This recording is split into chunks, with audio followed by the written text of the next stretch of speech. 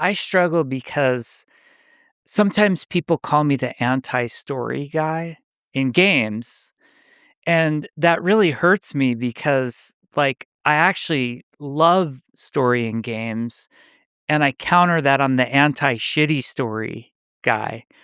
And what I mean by that is, like, the most magical stories that I've ever heard come out of video games are player stories about, the time I gave Barfa a potion and then I met him in real life. Like, that's better than any video game writing that I've heard in a long while. Um, the player story is so much more interesting, Mm.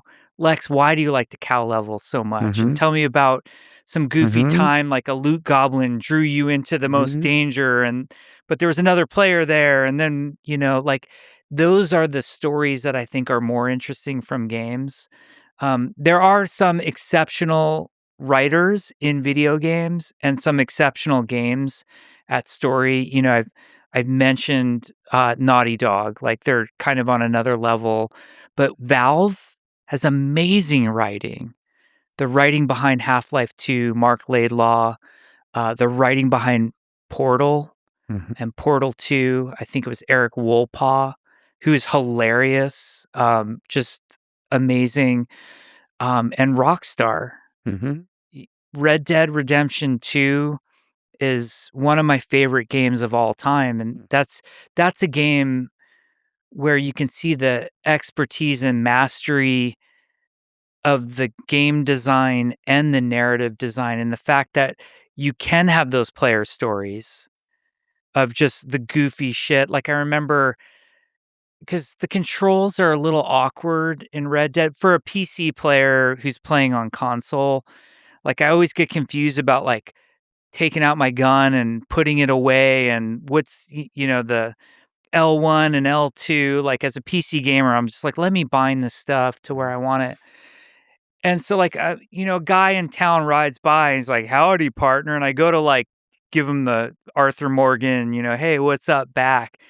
And I just whip out my sawed-off shotgun and, like, blow his fucking head off. Yeah. And then the whole town is like, suddenly I'm like, I'm wanted and I'm being Yeah. chased. And then there's a train that, like, takes out the posse. And it's like Yeah. those stories. And the fact that Red Dead can have, this like touching, heartbreaking story of Arthur Morgan and his journey, but you can also have, the player story of blowing off the poor Yeah, guy. I was that's a just trying to, combination. yeah. And then Rockstar does a really good job with, even in Grand Theft Auto with the radio, it could be kind of a side aspect of the game.